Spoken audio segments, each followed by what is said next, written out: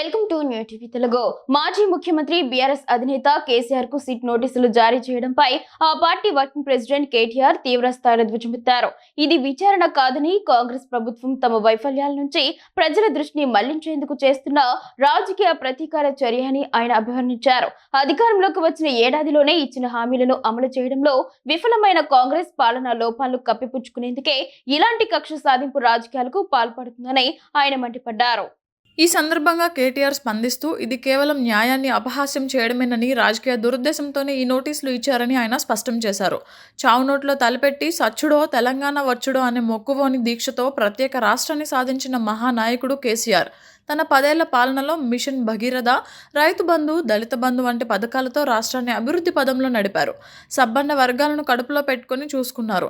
అలాంటి నాయకుడిపై అబద్ధాల పునాదుల మీద అధికారంలోకి వచ్చిన అసమర్థ కాంగ్రెస్ ప్రభుత్వం ఇప్పుడు విచారణల పేరుతో వేధించడం దుర్మార్గమని ధ్వజమెత్తారు. తమ ప్రభుత్వ వైఫల్యాలను ఎత్తిచూపుతున్నందుకే బీఆర్ఎస్ అధినేతపై కాంగ్రెస్ కక్ష కట్టిందని కేటీఆర్ ఆరోపించారు. కేసీఆర్ తెలంగాణ ప్రజల గుండెల్లో నిలిచిన నాయకుడని, కేవలం నోటీసులు ఇచ్చి బెదిరింపులకు పాల్పడి తెలంగాణ ఉద్యమ చరిత్రను, ఆయన కీర్తిని చెరిపేయలేరని హెచ్చరించారు. తెలంగాణ ఆత్మగౌరవాన్ని అవమానిస్తే సహించేది లేదని, ప్రజలే సరైన సమయంలో కాంగ్రెస్ పార్టీకి గుణపాఠం చెబుతారని స్పష్టం చేశారు. బీఆర్ఎస్ పార్టీ ఈ కక్ష సాధింపు రాజకీయాలను తీవ్రంగా ఖండిస్తోందని, ప్రజల పక్షాన నిలబడి కాంగ్రెస్ అన్యాయ పాలనపై తమ పోరాటాన్ని కొనసాగిస్తామని కేటీఆర్ ఉద్ఘాటించారు. చరిత్రను విచారణలతో కాదని ప్రజల తీర్పుతోనే రాస్తారని ఆయన వ్యాఖ్యానించారు.